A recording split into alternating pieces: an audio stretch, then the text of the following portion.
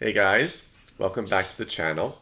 So for today's video, I'm going to be sharing with you all a secret.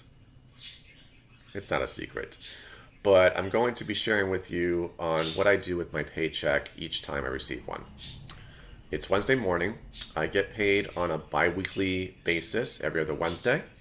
And so I checked my account, my bank account, and I got my direct deposit. And what's special about today, and I didn't even realize this until just now, but my 4-year anniversary was a few months back for my current job. And during this time of the year is when I usually receive an annual raise. And I got the paycheck, and it shows that the annual raise has started. So, great news for me. It's a good day because of that.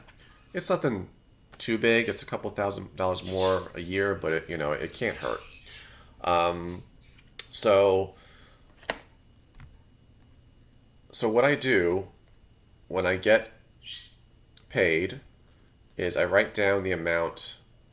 I write everything down, and that's what I'm doing right now. I'm writing down the amount that I received. I'm not going to be sharing with you all on these numbers because I don't expect you guys to share your income with me.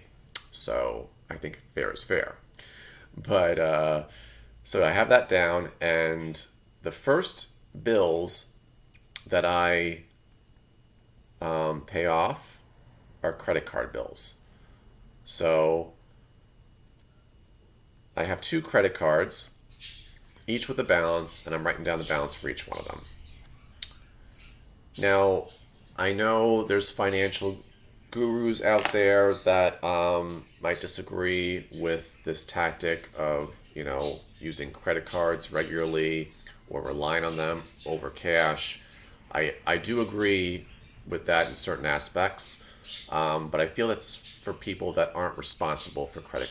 They're not responsible when it comes to credit cards. That they are, they max out their cards. They're in a lot of serious debt with it.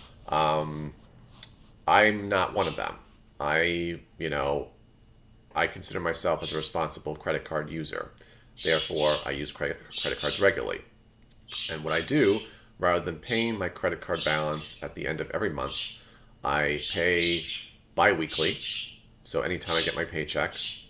And not only do I pay the minimum amount, but I pay the full balance. So that way, I'm not having to ever worry about getting charged interest. I can't recall the last time I even had to pay for interest. But that, everybody's going to be different. You might get your paycheck, on a weekly basis or even a monthly basis. Anytime you get it, that's when you should be paying your credit card bills each time consistently in order to avoid being in severe credit card debt. So I have that. And I am writing down next my electric bill. All right. And lastly, it's towards the end of the month, which means that I have to pay the mortgage soon, next week. So my boyfriend and I, we share the mortgage. So I'm writing down half of what I need to pay.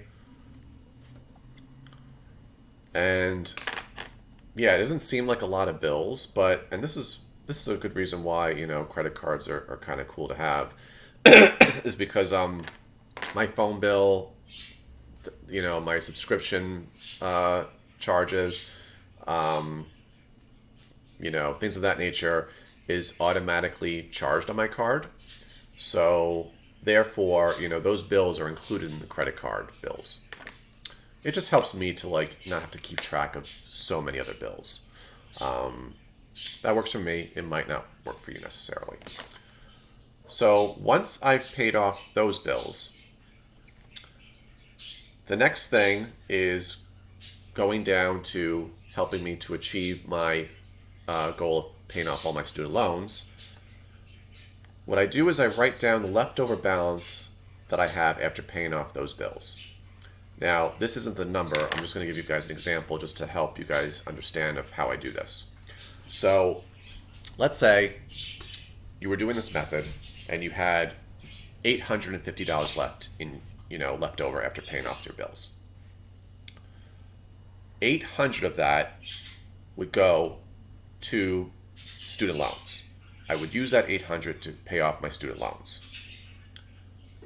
I know that sounds like a lot. It definitely is.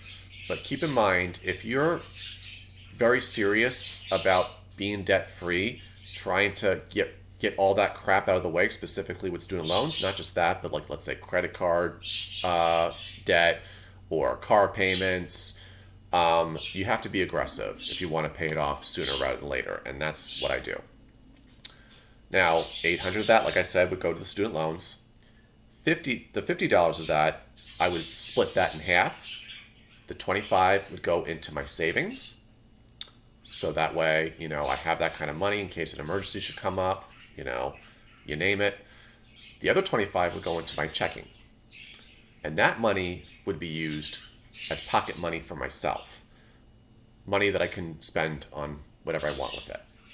Which is always good to kind of have, because even, you still want to kind of enjoy life, Granted, you can't enjoy it that much while you're paying off your loans and stuff like that. But you can still indulge, you can still treat yourself every so often. So without doing that, I feel like eventually you're just going to be sick of it. You're going to be bored, and you're not going to want it. It might cause you to get off that goal of yours. This helps me to still work on my goal while indulging every so often, and that's how I do it. Now, when it comes to retirement and like that, saving for retirement, money is already deducted from my paycheck, and also it's not that time of the month where I put money into my IRA. So next time I get my paycheck, some of that money is going into my IRA, and I mark that as a bill, even though it's not a bill, it's really for myself, but I mark that as a way to just keep track that, they're going to be taking money out of my account to put into my IRA. So everybody's going to be different. Your job, you might have benefits where you might have a 401k through your job and stuff like that, where it's automatically deducted from your paycheck, or it's separate from your job, So that's also something to take into consideration while you're doing this. But that's what I have. Like I said, this is not necessarily for everybody. This is working for me now because I have at least $1,000 in my emergency fund or savings account, whatever, wherever you have that, that's what I mean, like an emergency fund, something that you have just in case something should happen, like fixing your car, something might happen where you need like a mechanic to fix something. At least you have that money available to pay off, what you owe to the mechanic. If you don't have $1,000, at least $1,000, they say at least, you really should have more than just that.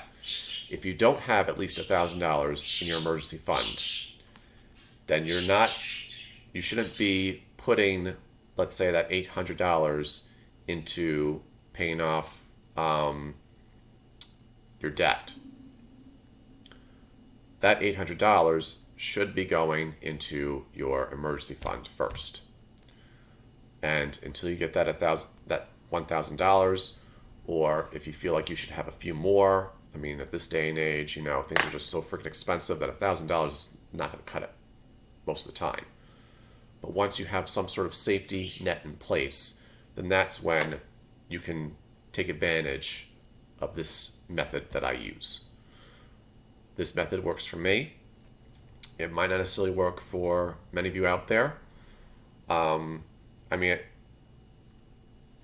lot of time, if you're trying to save for a car, which I also do, so, that goes back into the savings, having something for yourself as well as for savings in case you need to save for something big is important to consider to, keep yourself, happily balanced in life. Now, granted, most of that money is going to paying off debt, but like I said, if you want to pay off debt sooner, you're going to have to be aggressive and go full on out.